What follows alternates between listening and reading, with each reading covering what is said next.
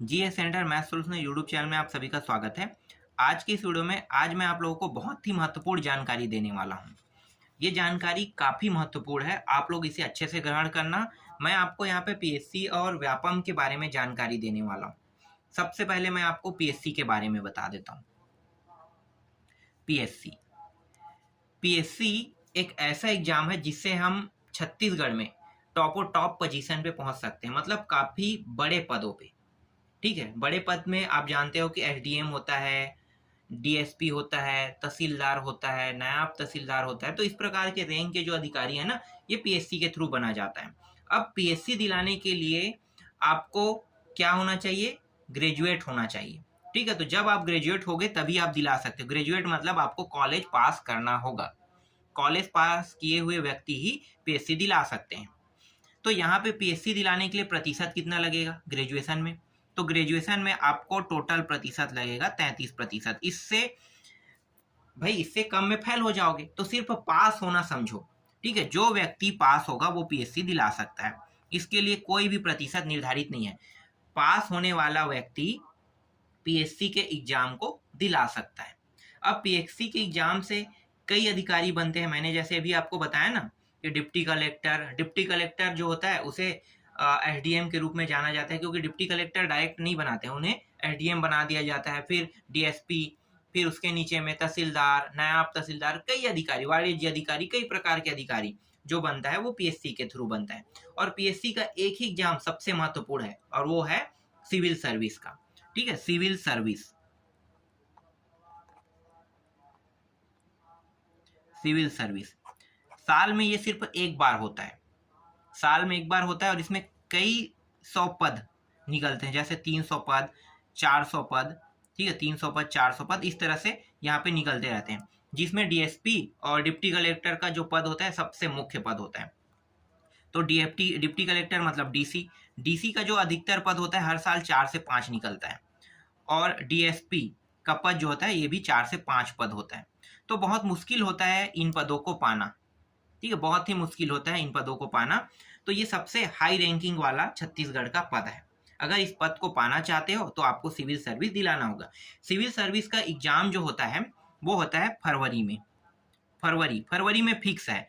फरवरी में date fix है, और डेट कब से कब फिक्स है?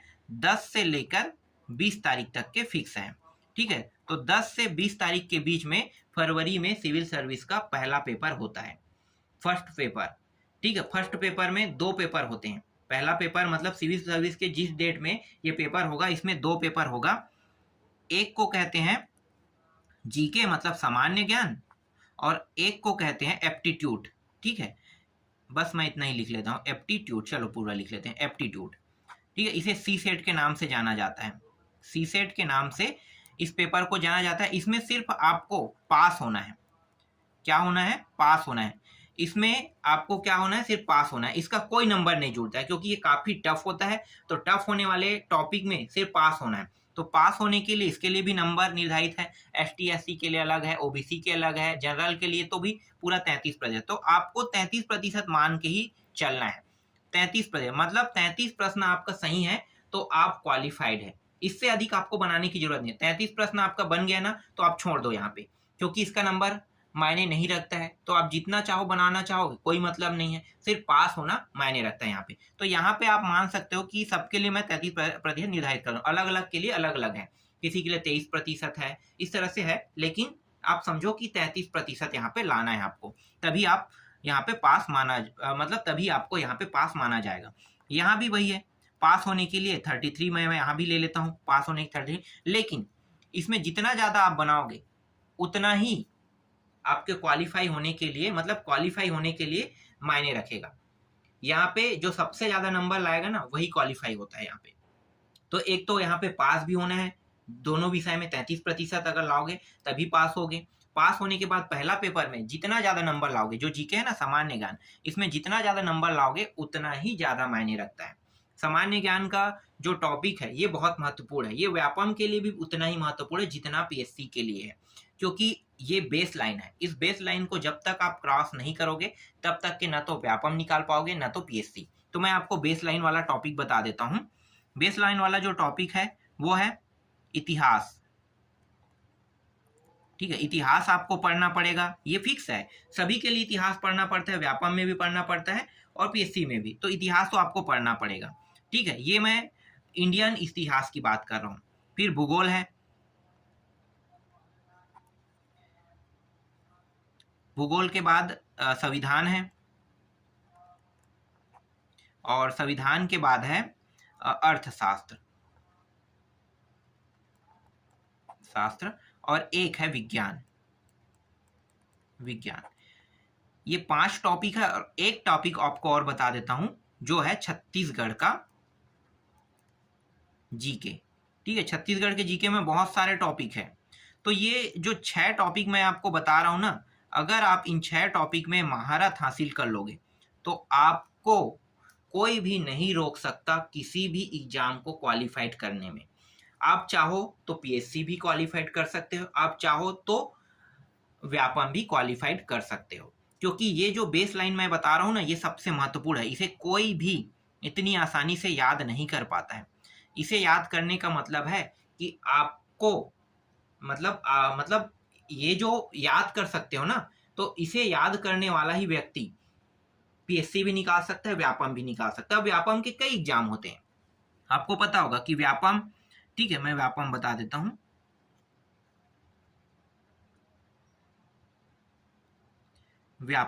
व्यापम के कई एग्जाम होते हैं। क्या क्या होते हैं भाई? व्यापम में अधीक्षक का भी लिया जाता है, व्यापम में पटवारी का भी लिया जाता है, राजस्व निरीक्षक आरआई का लिया जाता है। ठीक है, ये व्यापम का है। व्यापम के अलावा अदर, पहले तो हर एक एग्जाम व्यापम लेता था, लेकिन अब क्या है, विभागों को बांट दिया गया है। विभागों को बांट दिया गया, जैसे पुलिस का है, ठीक है, पुलिस का पुलिस विभाग ले रहा है, तो भाई विभागों को बांट दिया गया है। एक सेकंड, यहाँ पे मैं सही से लिख लेता हूं। ठीक है, पुलिस का पुलिस विभाग ले रहे हैं, तो इस तरह से विभागों को बांटा गया है हर एक। तो व्यापम अगर दिलाना चाहते हो, पीएससी दिलाना चाहते हो, तो ये 6 सब्जेक्ट जो है ना, इसमें पहले महारत हासिल करो।